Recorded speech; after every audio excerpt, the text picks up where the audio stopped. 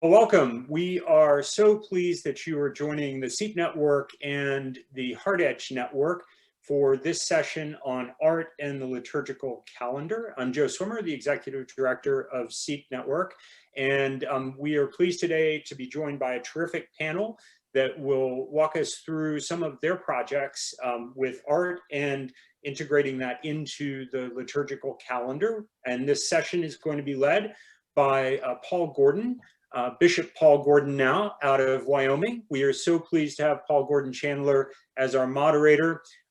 He is one of the founders of Caravan, and as I just mentioned, the newly consecrated and installed bishop in Wyoming. So we know that you will enjoy this session. It is being recorded, and if you'd like to take a look at the recording, it will be available on our website tomorrow. Feel free to share across your networks. And with that, I'm going to turn it over to Paul Gordon. Thank you all. Thank you, Joe. And I want to thank SEEP Network and, of course, Hard Edge as well for their partnership with this webinar titled Art and the Liturgical Year, Bringing the Church Calendar to Life. As was just mentioned a minute ago, I'm in Wyoming, Casper, Wyoming right now. I just moved about 3 months ago from Qatar in the Persian Gulf. So moving from the Middle East to the Wild West, as is humorously often said. And our format for this hour is that I'll provide a brief introduction, and then we have 5 outstanding panelists with an extensive amount of experience in the arts, and more specifically in seeing the arts play a significant and really transformational role in the life of the church, especially related to our liturgical church year, which provides really, in a sense, this wonderful canvas, if you will, for bringing the arts to life within a church community toward providing enhanced spiritual depth on our faith journeys. Each of them will be sharing about their experiences in this area, which are varied, of course, with discussions throughout. And then we'll take questions from the chat room. So please submit your questions that you have throughout the discussion, and I'll do my best, if time allows, to identify them and present some of them to the panelists. A few preliminary comments to provide some context. In my own background, I have seen the arts play really a transformational role in 2 particular areas.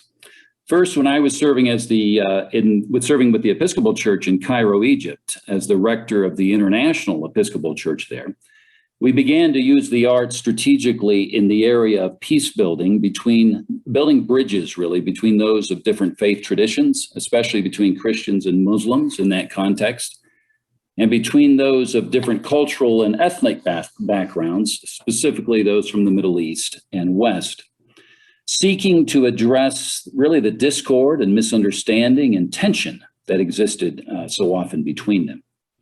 And it resulted in the founding of a group called Caravan that's affiliated with the Episcopal Church that uses the arts for transformational purposes, largely to further our global quest for a more harmonious future, both with each other and the earth. Caravan's mission is based on the belief, and that's what very much this webinar is all about, that the arts can actually be one of the most profound and effective ways to heal our world. And so Caravan addresses the issues that contribute to conflict and inequality and discrimination and environmental injustice in our world by artistically promoting and inspiring the alternative. And in that sense, we seek to provide artists a platform for their creative expressions. As natural change agents, we really believe that artists can lead the way by providing new pathways of understanding. Most of the exhibitions we have held have been in sacred spaces, which of course changes the demographic a little bit instead of getting it out of the art world. But also there's a contemplative dimension and atmosphere in those sacred spaces that enhance the message of the exhibitions. Secondly, for me, while serving in the church, both in parishes in the Middle East and in North America, and now at the diocesan level, I have seen the arts play a vital role in enhancing the spiritual journey of faith in church life. I actually grew up in the church. My father was a minister, but he was also an artist. So I grew up surrounded by the arts.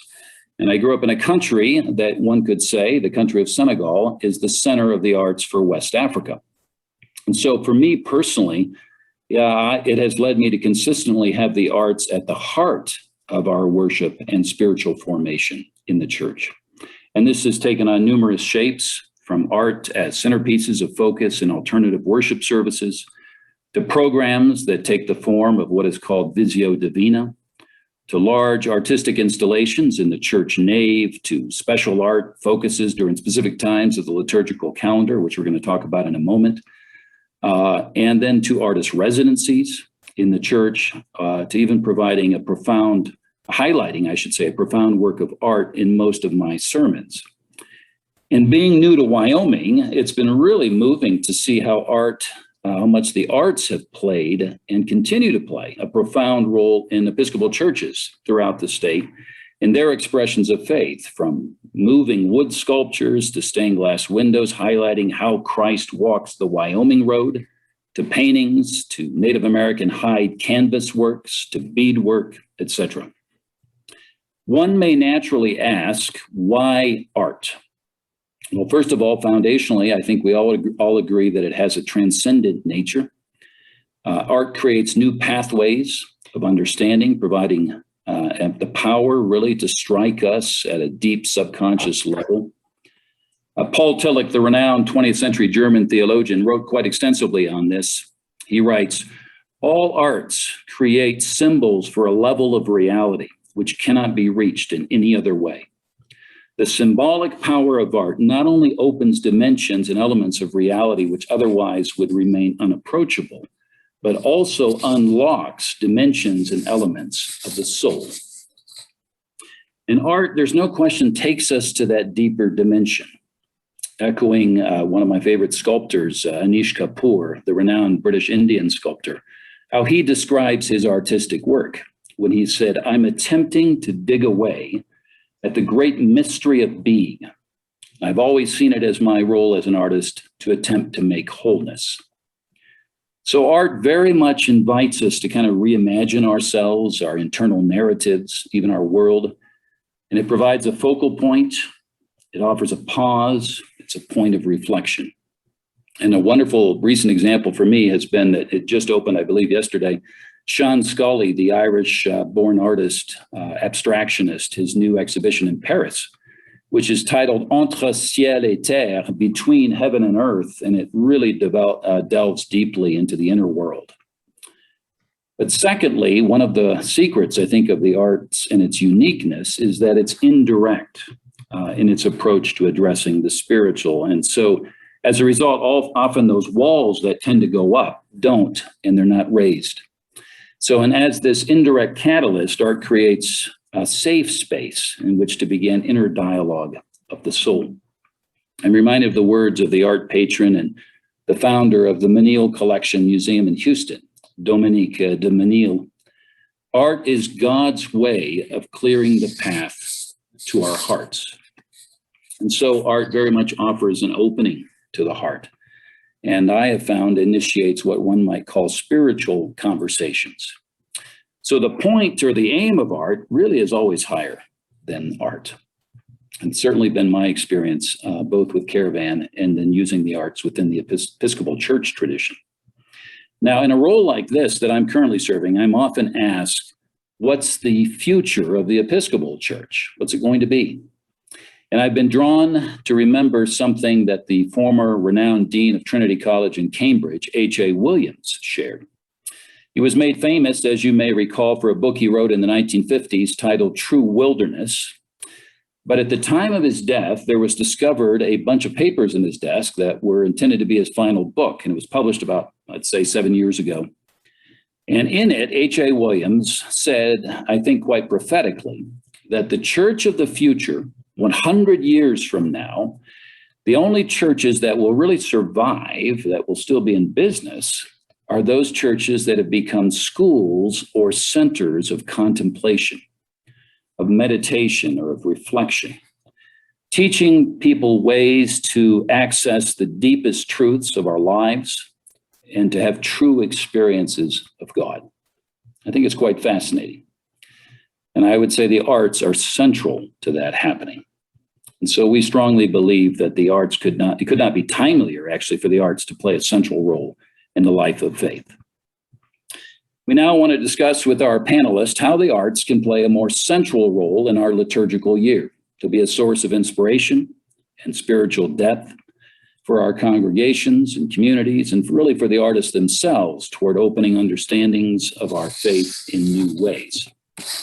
And I personally look forward to learning from our panelists about their experiences as well as their perspectives on the role of the arts and how the arts can play in enhancing our faith journeys and in deepening our worship throughout the liturgical calendar. We hope to provide stories and illustrations and also some practical insights on ways churches can either begin using art in effective ways or really enhance their current use of the arts. Our 5 panelists today are Janet Broderick, who's the rector of All Saints Beverly Hills in Beverly Hills, California. Aaron Rosen, professor of religion and visual culture and director of the Henry Luce III Center for the Arts and Religion at Wesley Theological Seminary in Washington, D.C., and also what you'll hear about today as the co-founder of Stations of the Cross Public Art Project. Sergio Gomez, a visual artist and curator and director of the Joe B. Art Center in Chicago. And he's also a director and founder of the 33 Contemporary Gallery and the Amplified Art Network. Ben Quash, professor of Christianity and the Arts and director of Center for Arts and the Sacred at King's College London, and also the director of Visual Commentary on Scripture Project. And then Katrina Lang, chaplain of St. Mary and St. Martha and St. Mary's Anglican Church in Leuven in Belgium, and also associate chaplain at Holy Trinity Cathedral in Brussels, Belgium.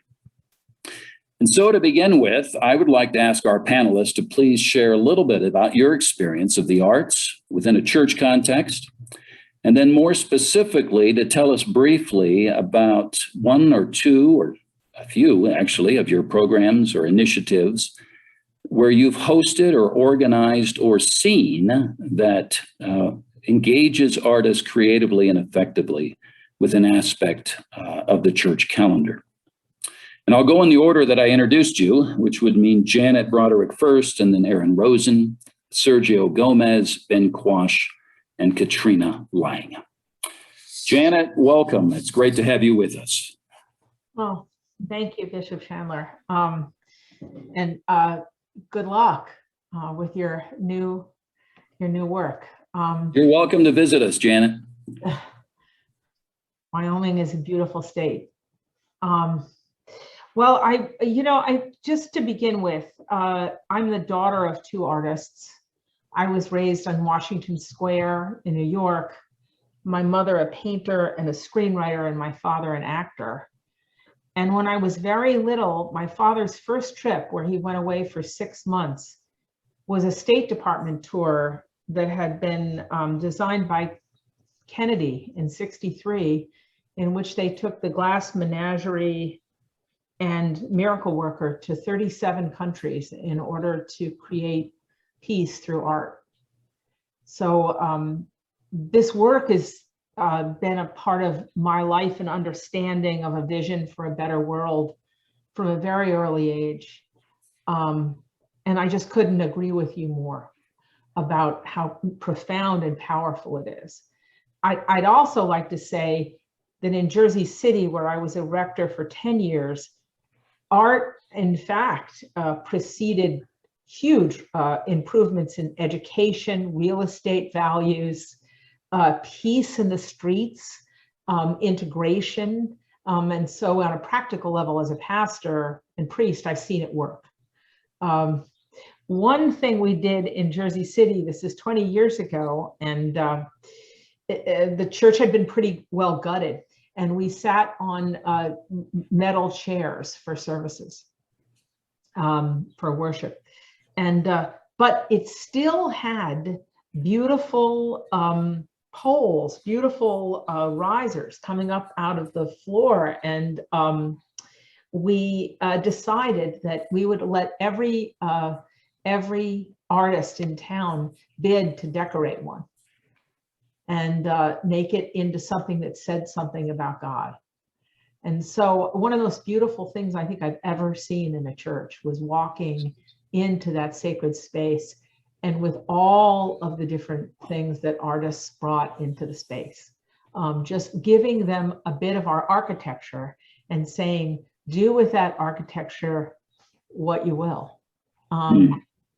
So in another way, politically, when we were addressing issues of homelessness, an artist built a dwelling outside on the lawn, and people were invited to live in it as a demonstration for the community where a lot of folks were living. But the structure that this artist built also was evocative of the plight that people were going through. And so it was impossible to look at it without examining yourself and your heart. And it also did something for taking a look at that work. Coming out to All Saints Beverly Hills, just like everyone else, after having been here only 9 months, the pandemic struck. And clearly, the folks who go to this church, many of them work in the industry, in the film industry. There had already been some film work done from the church, but we, like everyone else, we didn't have cameras set up to really film worship in a meaningful way.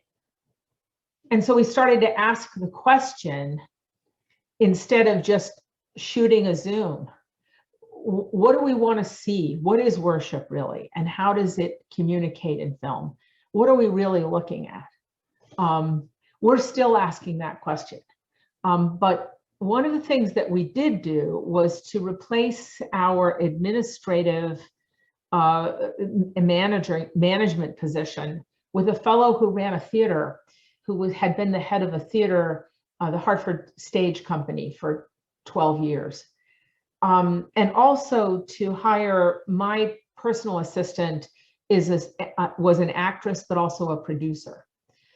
Because in order to make space for art, the processes can be different than the processes that most churches allow. And as a sort of on the ground rector, I can say that very often we ask artists to tell us what you're going to do. It's going to be on Advent 3, and it's going to take 7 minutes.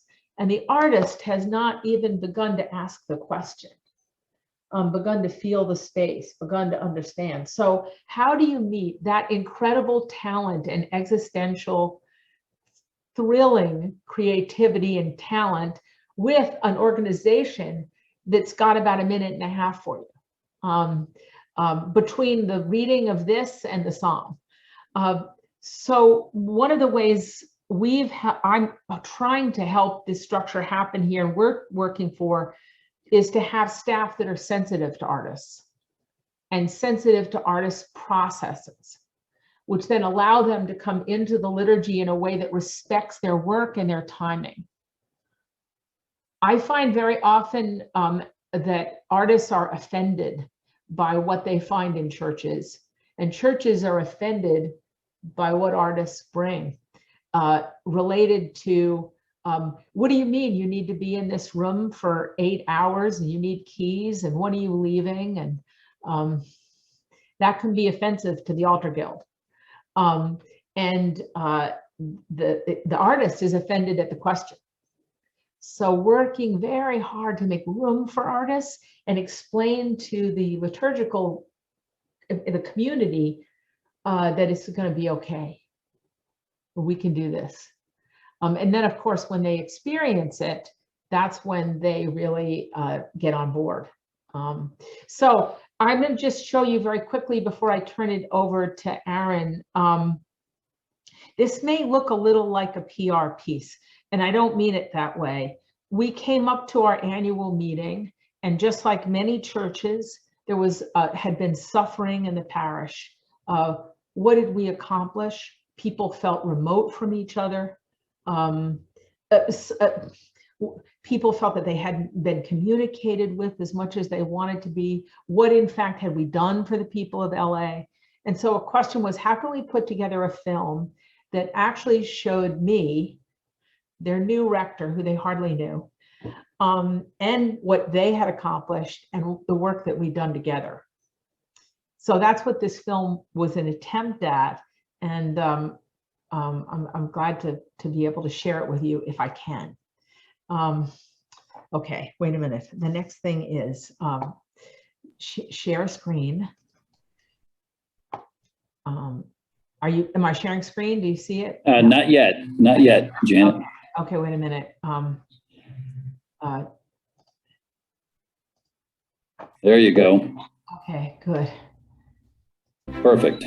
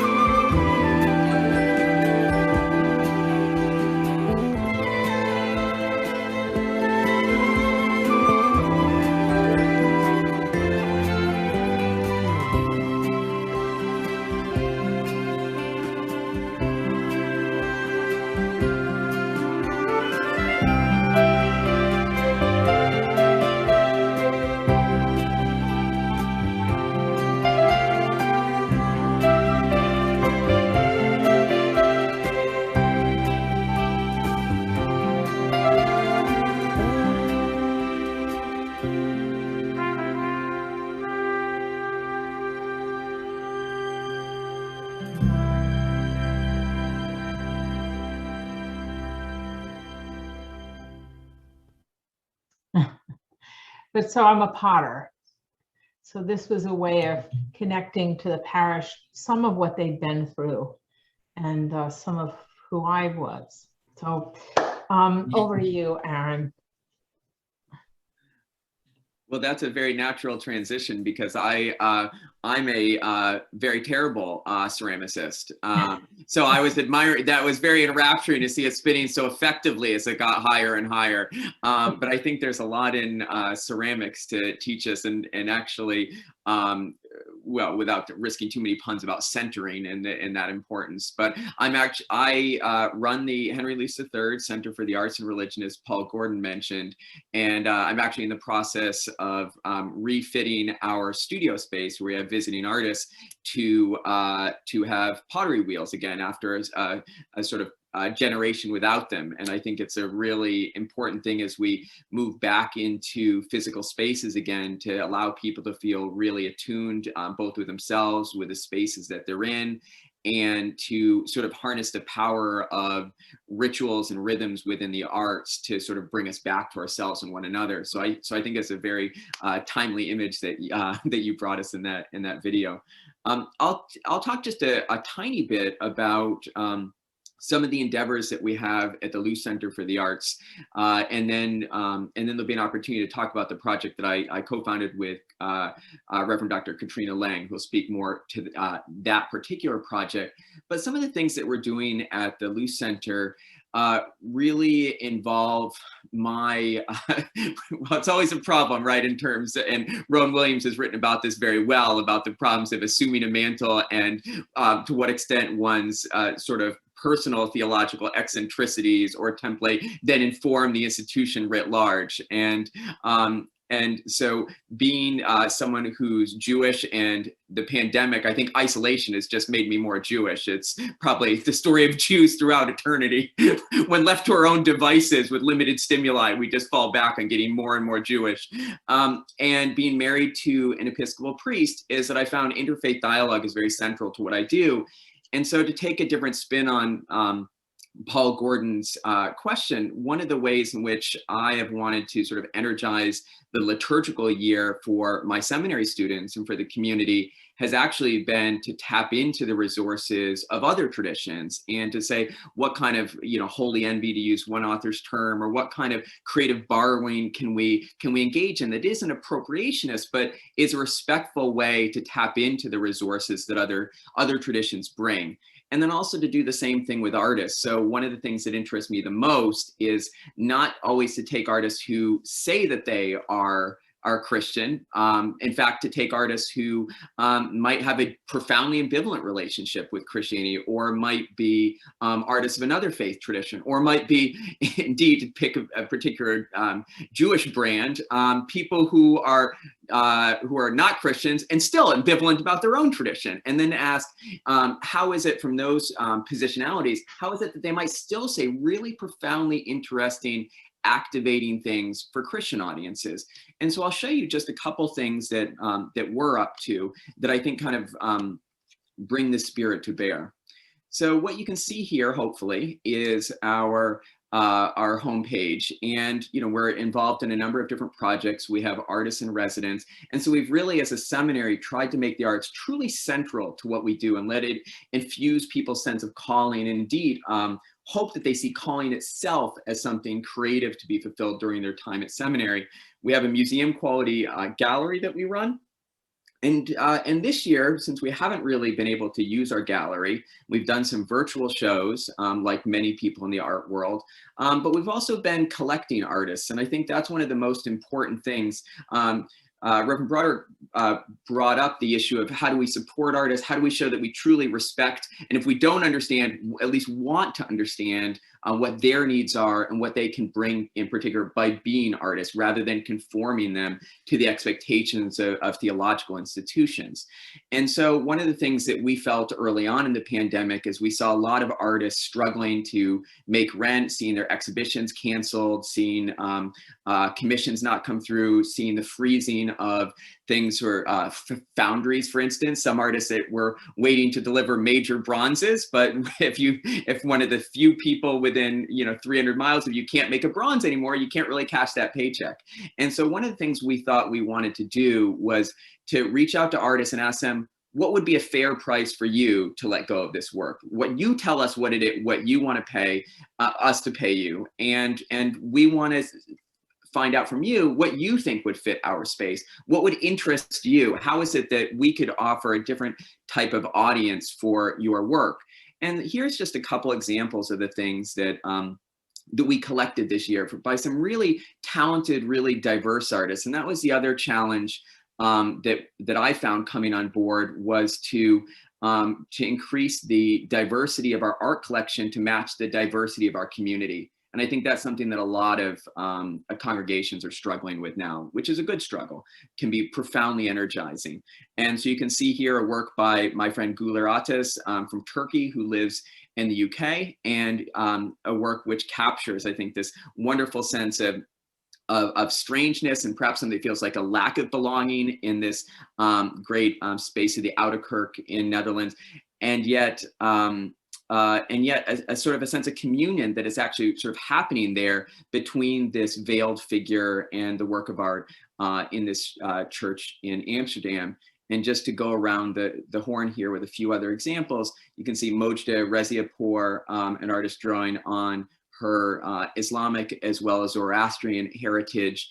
And I really wanted, and then a Catholic artist here, Alphonse Borisevich, and an artist who converted to Judaism, Carol Mann, who does a sort of fusion of Hebrew lettering and Chinese calligraphy, and including a great series where she renders Yiddish swear words into Chinese calligraphy. So, which tells you a lot about these various forms of iterations and transformations. And these are the variety of things I want people to come into and see in a seminary. I want them to say, wait, why does this belong here?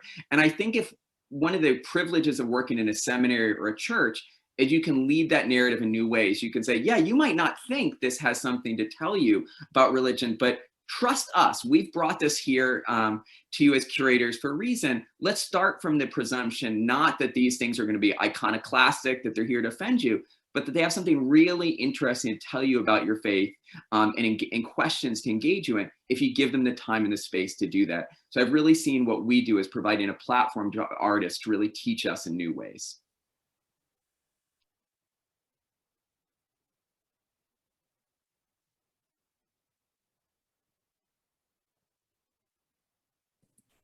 Are you done, Aaron? You're done for the moment, huh? Yes, Okay. All right. my Sergio. elegance of wrapping up was curtailed by making sure I unshared myself. Okay. Thank you. I got it. I got the message. Sergio, I met Sergio, by the way, first when he had participated in one of our exhibitions that actually opened in Cairo first and then went to St. James Piccadilly in London and then at Riverside Church in New York City. And it's been a real pleasure to develop his friendship. So Sergio, over to you. Awesome. So hello, everybody. Good to see you. Thank you for having me. And let me share my screen as well here. I have some visuals to go along here as I introduce myself a bit. All right, let's make sure this is working. You guys able to see it, all right? Great. Great, awesome. So first, a quick introduction. Again, my name is Sergio Gomez. Was born in Mexico. So I grew up in Mexico City, as you know, big place. Came here to Chicago when I was 16 years old. Always love art. I always say, you know, when people ask me, so where did you, how did you become an artist? I would say I became an artist in the church. And the reason I say that is because my father was a church minister for many years. He retired after 52 years leading a church. And my mom, to keep me quiet, because you know I had to attend every service that we had, would always give me paper and pencils. So that's kind of my whole growing up since I had memory until I was probably 5 and older. I remember always you know, doing little sketches for what I could see in front of me, and that's what started my kind of my introduction to art. However, you know, for most of my early years, I never thought as art being part of my church experience. I've always thought that as something foreign. So I thought that I had to sing or I had to play an instrument, you know, in order to serve in the church. And I actually tried both of those things. None of them worked for me. You don't want to hear me singing, that's for sure.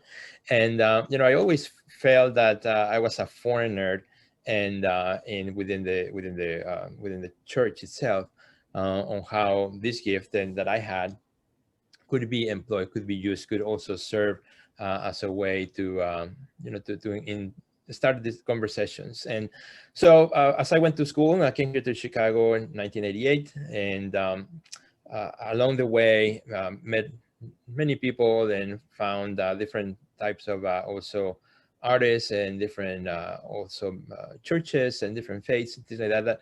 You know, I started to see, you know, the first possibility. So, well, maybe what I do actually could actually exist within also the body of Christ, within the church. And that kind of began my reintroduction, or, you know, you can say that me beginning to see a possibility within that.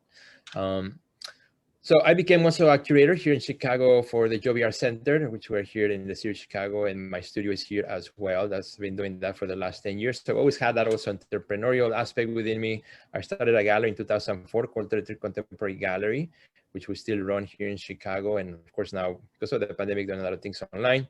And because of a lot of shows have been canceled too, now I started a new project this past December called SergioGomezCurates.net, where I'm doing online 3D virtual reality exhibitions. And, you know, that's been very exciting and very fun. That's something that I love to do as well. Had a podcast. I love to connect with artists and start conversations. I always see that kind of the gift that God gave me of making art, but also of conversations and talking. I love people. I love connecting with people. So one of the ways I do it is through all the things that I do in social media, one of them being my podcast called the Artist Next Level Podcast, where I have conversations, sometimes sharing another story or a curator or a collector or just things and ideas that I have, and have enjoyed to have a really fun community around of that. My work, which I'll introduce you here for a bit, is about the cycles of life. These are like typical sizes of my paintings, and a typical painting of mine has a figure at the center.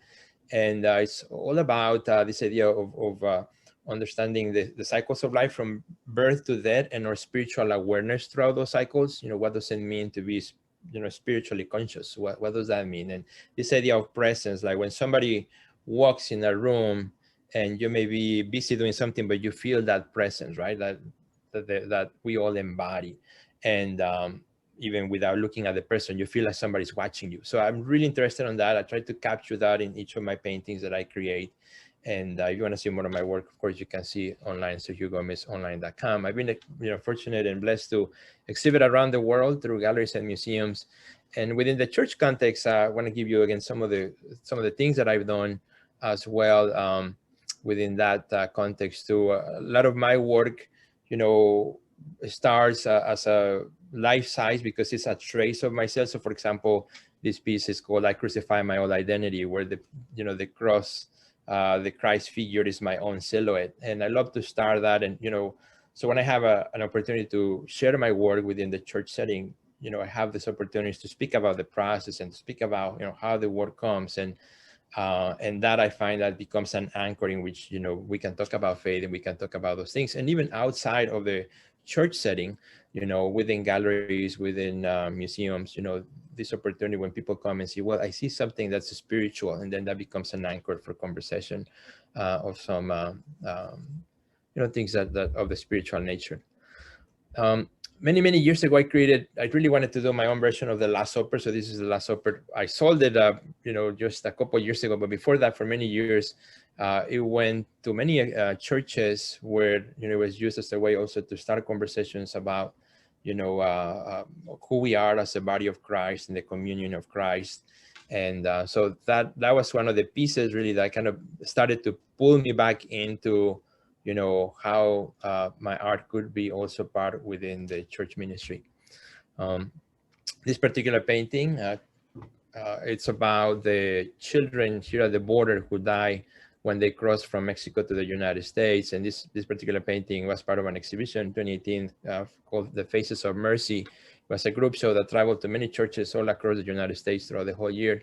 And it was about that, right? Mercy. And a lot of my work, I also like to look at suffering and the things that the plight for help, and particularly children in this case. And then you see in most of my work, my paintings don't have faces, for I want them to be anyone's children. When I made this painting, my kids were about that age, so they were my children, but they could be anybody's children. And that's the things I love to do. I love to confront the viewer, where in this case, the children are running towards the viewer, asking the question, so what are we doing about it, right? Is this just something we read in the newspapers, or are they running to me, right? Like Jesus said, that the little children come to me.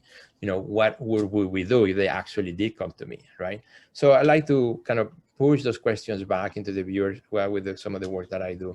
Now, in particular, speaking about, I here selected two types of works that specifically relate to the church calendar. So in my church here, Salt City Church in Chicago, there's a, we did a collaboration with the 12 Stations of the Cross. Was last the year before the pandemic, and then we repeated in the pandemic, which the church worked with two artists, which was another artist and myself, to collaborate in this piece. So it's a video, it's going to play without sound, I'll speak over it, but just to give you a quick visual here on what this is. So we work in my studio creating a painting for each of the 12 Stations of the Cross, both in our styles and in an abstract manner, really to fit the type of work that we did. And we documented the whole process, which was used also, to invite people to come to this experience in the church. So for the actual Ash Wednesday, which that's when these were presented, the whole sanctuary area was totally opened up. As you can see, everything was removed, the church bench and everything. And we hung each of the pieces on a semicircle within the name of the space of the church. And so we present the name in a way that people can come in, read a text, and really ponder in front of each of these stations with the text. So really, without giving them a specific time frame or anything, they just had to come in and at their own pace, walk through, participate of the Lord's Supper, get their ashes, and then be able to contemplate these works and think about them as they read some scripture related to each one. So that was a very powerful experience. And because we did it before the pandemic, we thought, well, this is perfect. Also 6 feet apart, during the pandemic. So because the church was closed during the pandemic, but we were able this year to be able to open up, within safe measures, as Chicago had us do this, and had people come throughout the day to experience this during Ash Wednesday. Here you can see some shots here with people inside as they came through and experienced the 12 stations. And the last one I want to show you really quickly is the 4 icons of the Nativity. Again, here working with the church, creating painting the 4 icons of the Nativity. So here's another quick video to show you. This were like promotional video that I use on my Instagram and things for to show the process and what was going on. But again, kind of working with this idea of where were these 4 symbols? How can I make them as an artist within my own vision of what my work is all about? And then they were presented, during the service in this kind of a manner. So here you can see the paintings finished, each one of them. And so the scale, all my work is large scale, and that's kind of where you'll see them as well. So here you can see each of the 4 paintings.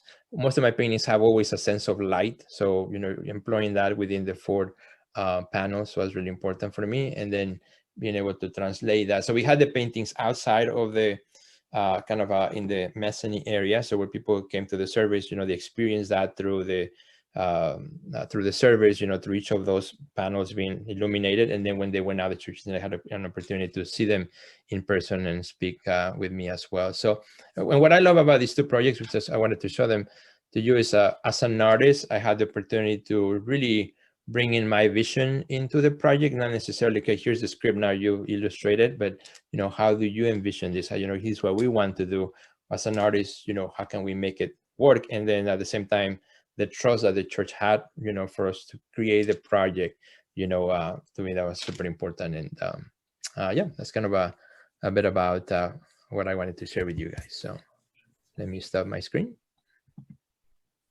Thank you, Sergio. Thank you. That was very moving, and I thought very inspirational as well. So thank you. Thank you. Ben, one thing I would say about Ben is if you haven't looked him up on YouTube, please do, and you'll be mesmerized by his lectures. I do that. And so thank you, Ben, for that contribution that you give to all of us. You're on, yeah. Thank you very much. So, well, first of all, I'd just share an anecdote, which was that when I live in a small village just north of Cambridge in England, and when the first lockdown, the first UK lockdown ended, and we were allowed to go back to church because churches were closed in the first lockdown, I feel like a work of visual art filled the church in what's normally quite a small congregation. I made the decision to just put on the old stone gatepost of the churchyard for the week or so before that we reopened, a painting which I'll share with you, actually, if I can find the right page. So by an artist called Simon de Miles. Now this is where my carefully planned screen share isn't going to work, I'm sorry. And it was, I'm going to stop sharing and try again, apologies. It was an image of Noah's Ark and everybody coming out, all the animals and Noah and his family coming out of the Ark.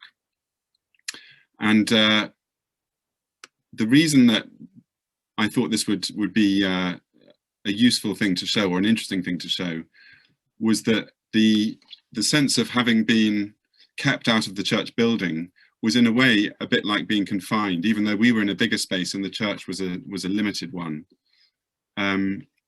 It was almost as though the church was the bigger world we were longing to get back into, and that by being allowed back through the doors into this building, we were effectively going into the larger space, which is a space of imagination. It's a space in which new beginnings happen, and we're given a vision of just how transformed the world could be.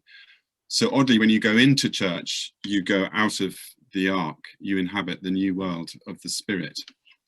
In any case, the picture, which I will still try and share with you, here we go, this is going to work now, is this very unusual painting by Simon de Mille from the late 16th century, because most artists have chosen to depict, historically, have chosen to depict going into the ark.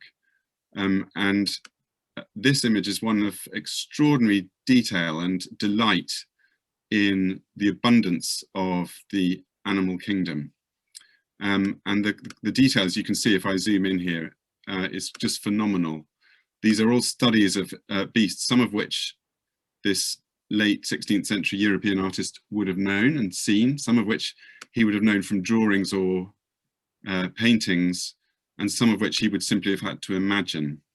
And you'll see here, for example, there are some that are mythical, and there's a flying griffin off to one side of the ark and a unicorn appearing from around the corner on the ark. So it's a kind of festal celebration of the abundance of God's creation, both what we know and are familiar with, and what the creation might yet have to disclose to us. Now, this hung, as I say, for a week outside the church, and passers-by, people going for walks, would stop and start looking at great length at this picture and discussing it. And I think some of those people translated eventually into the congregation that turned up when we did open the doors and they returned to church. And so it became a kind of visual enticement to discover what might be in this world through the doors. And when they were in and we had our service, we were able to share the image again in high quality. And it gave something for everybody, because the adults were interested in learning a bit more about how it was painted, who it was who painted it, and so on. But children who came to the service could spend a lot of time with it as well. So I gave them questions like, what's the smallest animal you can find? What's the largest? What's the strangest? Do all the animals look pleased to be out of the ark? And if you see down near the base, there's a slightly disturbing detail of a lion who's no doubt having a wonderful time now that he's off the ark, but may not be so good for his meal. So there were questions to engage them, and also, can you spot the unicorn? Which then became things that we could develop and talk about in the sermon. So that's just a kind of an example of how a single work of visual art can speak very powerfully in the right context, in the right season, to people who are both regular churchgoers and who maybe aren't. And it's against that background that I wanted just to say a few words too about the project that I direct, and which Bishop Paul Gordon mentioned when he introduced me, and that's the visual commentary on Scripture. It's often exhaustingly ambitious in its aim to cover the whole of the Christian canon of Scripture, and to curate around each passage, each pericope of Scripture, an online exhibition. Each exhibition made up of 3 works of art, which are brought often very deliberately from very different cultural and historical and indeed church denominational backgrounds, in order to converse with a single biblical text and with each other. And conversation is a fundamental category for us in what we're doing, in the belief that works of visual art are often conversation starters. People find it easier in some ways to start talking when faced with works of visual art than when faced simply with a biblical passage or a text of any kind, actually, because you can begin somewhere quite low down the ladder and start just saying what you notice and what interests you, and asking a question about why that's there and why did the artist do that. And before you know it, people have started then to climb that ladder and get into deeper questions. And they don't necessarily feel disabled by the idea they have to know something in advance in order to begin talking. So visual artworks are conversation starters, but they also converse well with texts and with each other, or some of them do. and our principle is like that of the Jewish Talmud and the Christian Catena tradition, which is very similar, which is that we build around a central text, in this case a scriptural text, voices that engage with it and with each other as they discuss what it might mean for us. And none of them is, as it were, definitive. They are the result, the glorious result of this is a high quality conversation, a range of possible interpretations, not a single definitive answer. And in that sense too, it's a bit like the ancient Greek symposium, where what's passed on to us when we read one of Plato's dialogues, for example, is not what they all agreed and signed up to, some shared statement. It's all of the voices speaking to each other and inviting us to join in. So I'll give you a little glimpse, going back to the Simon de Miles image I showed you was from the VCS. But I'm going to go back to the main homepage, and it's, I guess we're all doing a little bit of product placement tonight. So if you want to visit it, please do. It's thevcs.org. And you can see that we're gradually building up more and more exhibitions. We have something on nearly all the books of the Bible so far, some more amply covered than others. We also have some video resources, but in the context of thinking seasonally, I wanted especially to share with you what we did both in Advent and in Lent. And this actually began a year ago, last Lent, when we were beginning to, well, we first encountered the frustrations of not being able to worship together in person. And we shared a daily work of art during Holy Week. And we were very, very encouraged and impressed by how many people leapt upon this offering to them in their various conditions of isolation to engage with the work of art that we shared with them and think about the biblical passage it related to. And we chose always a work of art that in some way connected with what was set in the Revised Common Lectionary for that day of Holy Week. It wasn't always the Gospel.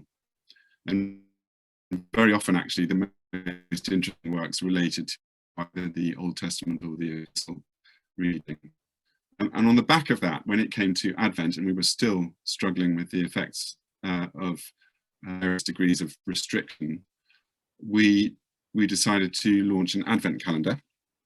And we had one work of art a day. I've just been told my connection is unstable. Can you still hear me?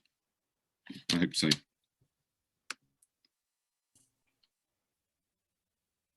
All's well, Ben. Yeah. Oh, good. Thank you very much. And so it was like a traditional Advent calendar in that it was possible to open one of these works of art each day and then be directed to the scriptural text it related to. And then, as you can see in what I'm showing you on the screen, we took a further step this last Lent, and we had a weekly exhibition that we shared during the course of Lent. And I'm going to do. Now you froze, Ben.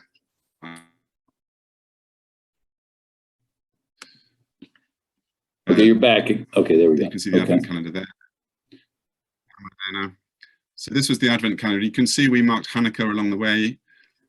We dedicated the first 12 days of Advent to text from the Hebrew Bible. And the second 12, we moved into New Testament texts. And that was a deliberate attempt to work with the church's tradition of celebrating the weeks of Advent in sequence from the patriarchs, where we shared an exhibition by Aaron Rosen, particularly on the hospitality of Abraham, and then a variety of other texts that week to do with the patriarchs, the prophets in week 2, John the Baptist in week 3, and then the Virgin in the final week.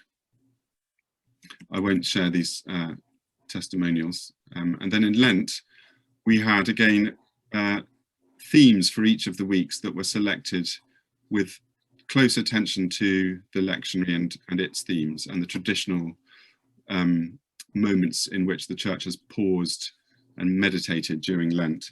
So we began with covenant in week 1 and thought about the rainbow, prophecy in week 2, and there's Anish Kapoor, one of Paul Gordon's favourites, in the middle there. Penitence in week 3.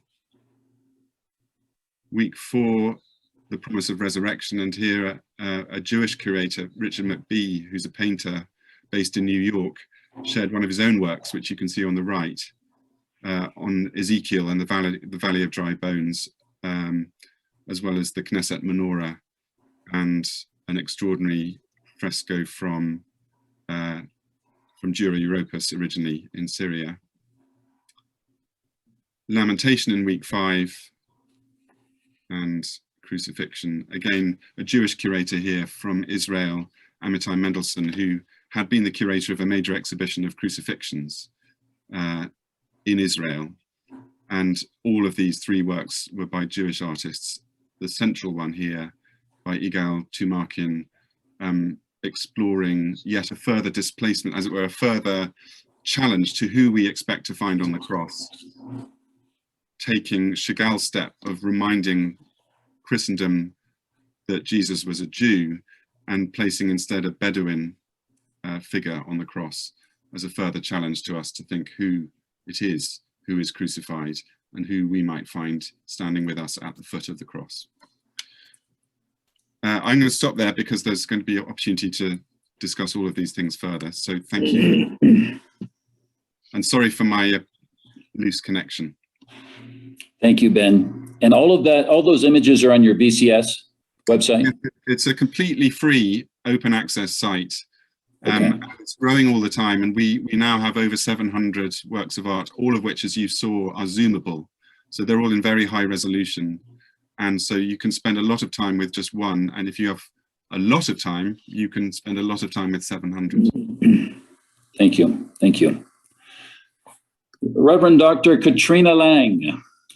Katrina, I have sat in cafes in Cairo with Katrina, contemplating the Bismillah within the Islamic tradition, in the name of God, the merciful and compassionate, which is very much in the sense what we're trying to visually bring to life. So over to you, Katrina. Thank you, Bishop Paul Gordon. It's good to be here. I'm going to talk to you about an exhibition project that Aaron Rosen and I have done together, that he started in London with Ben, and then I joined. I'm going to share my screen. It's on the Stations of the Cross, and I'm going to go straight to the exhibition, and in this short bit of discussion talk about our focus, which has been on Lent. So really thinking about art in a liturgical sense, and using the Christian tradition of the Stations of the Cross to explore issues of social justice.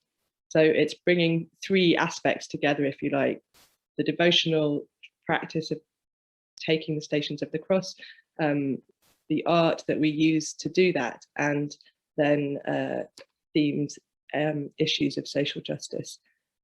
And I'm just going to find the website, which is housed on Aaron's centre's place. Sorry, give me 1 second. And I'm happy to share, Katrina, if you like. There it is, got it. So it's called the Stations of the Cross, and it is now in its 5th year. It started in London, and the idea of the project was to take people around their city on a pilgrimage of prayer, traveling through the Stations of the Cross. And what we have done is invite artists of all faiths and none to choose a station, and then to offer either a piece of their own work or point us to a painting, a sculpture, something that speaks to them, and to reflect on how their art speaks both to the issue of social justice and to that station. And the visitor would take part in this exhibition by following a route on a GPS. At first we had an app, and now we have this website. And so you would follow the route around, for example, London, stopping at places along the way. For those of you who are familiar with Pokemon Go, there's a kind of Pokemon Go type approach. So you could be following your map and suddenly you would pop up at station 3. And then when you pause to stop there at that station, you could both look at the art and listen to a podcast by a theologian or an art historian commenting on the work of art and the station that it was speaking to. I visited this project in London where, as I say, where Aaron started it with Ben, and was really struck as a parish priest by something that actually Bishop Paul Gordon referred to at the beginning, by our constant desire to think about ways in which to take the church out into the streets, out to the people. And art is such a fabulous way of doing that. One of the things that I think art does very well in this exhibition that we do is to blur those boundaries between sacred and secular, and to offer people the suggestion that all art can be sacred, and that really there's no such thing as sacred and secular art. And by extension of that, all are welcome to engage with that art in a spiritual and devotional way. I think often it's a big step for people to step inside a church and to go to church. And so I was really, as I say, really drawn to this idea that we, the church, could be out in our city, exploring it with visitors, visitors to our church, visitors to our city, and people who were from the city. One of the other things that it has really offered, I think, residents of cities is just new ways to look at art that they already knew well. So in lots of these places, we were using existing art. I'm going to take you to Washington, DC, to the exhibition that we did there in 2017. So Station 1, Jesus is condemned to death by the mob. We invited an artist who had been on death row and had discovered his artistic talent whilst on death row, to put together for us an exhibition reflecting Station 1. This was held outside the United Methodist building in Washington, DC, which faces the Supreme Court. And so anyone passing by going in around the Capitol in Washington was hit during the 40 days of Lent by this exhibition here by Ndume Olatushani. And it speaks to this idea that this is a very familiar part of DC for anyone who works on the Hill, and we were offering something to just stop them in their tracks and pause. At other stations, so we had Martin Luther King for Jesus Takes Up His Cross and Begins His Journey, but at other stations we had people from other religious backgrounds offering their art. I'm just trying to find, here we have Barnett Newman. Couldn't have a Stations of the Cross in Washington, DC without having Barnett Newman's piece. And here we are, this is what I was looking for. This is Jesus Meets the Women of Jerusalem, which was done by an Israeli artist who brought her perspective of being a woman of Jerusalem to the project.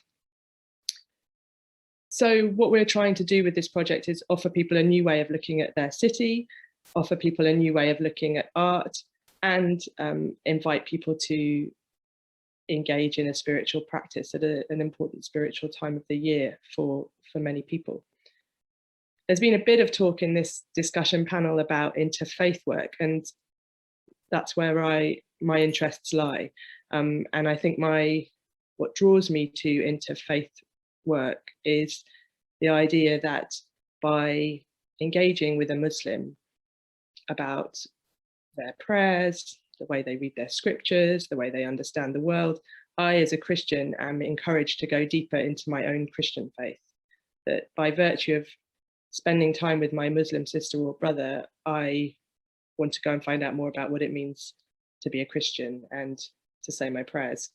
And in a way, I think art can do the same sort of thing for us. It can awaken something that might have been sleeping in our spiritual life. And certainly Ben's description of using that painting at the end of lockdown really struck me in that way.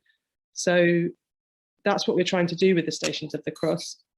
I'm going to go back to the homepage to show you. So we've done it in various cities, starting in London, as I said, in DC, and it was in New York, in Amsterdam, and in Deventer in the Netherlands last year. This year, like everybody else, we went online.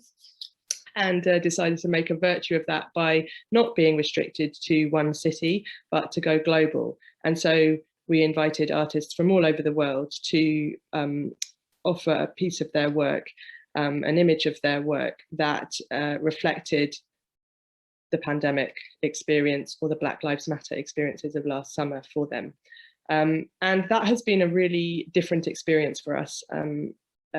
Great because we could reach a wider audience, but also because I think people are looking for things to do that take them out of their zone at the moment. And again, I think that's something that art can do very well. I think I'm going to stop there. Aaron, do you want to add anything as someone who is deeply involved? No, I think that's terrific. Go ahead and click on the global and just give people a taste of it. And folks, I'll drop the link so you can see very specifically into that. But some really haunting, very effective images. And personally, I think it pairs nicely with Ben's VCS project as well. And then the project as a whole also, I think, ties together and has different echoes with Bishop Paul Gordon's Caravan project. So it's just nice to see all these kind of interconnections and things folks are sharing. So I've got one more thing I meant to mention, which was just about in terms of how, one of the questions Bishop Paul Gordon was asking us was about how we use these as church. One of the things we've tried to do with this exhibition is reach out to seminaries and theological colleges, places of training, to start this work of equipping people in ministry to use art in their ministry in the way that all the people on this panel are doing in an amazing way. But it's been very fun to engage with the theological colleges, particularly in New York and DC when we did it there, and invite seminarians to take groups around, to take parish groups and do the pilgrimage as a group, or to do a little bit of it and then come back and have discussion groups back in church. So I think the world of seminaries is an untapped resource for spreading the arts gospel.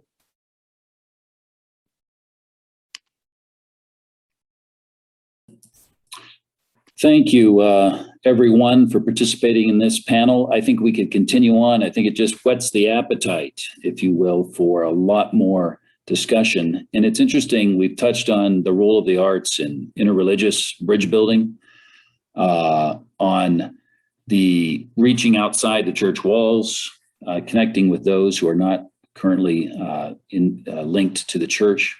And then, of course, leading us into a deeper dimension in our own faith tradition as well. So all of those could be explored in depth. I don't know if there have been all these wonderful links that have been shared here on the side in the chat room. I would encourage everyone who's still on to take advantage of those and look them up later.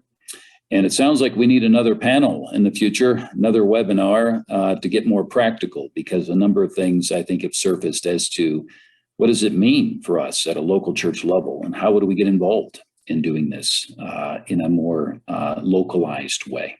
So I think I'll end because I know it's Monday and people are busy. It's late for some of you. And I've seen, Katrina, it's getting darker and darker behind you. And but it's been a real privilege to have all of you with us. And each were very inspiring and leading us, I think, into really a whole nother thought process as we look to how to involve the arts in the life of faith. Thank you, everyone. Look forward to the next round.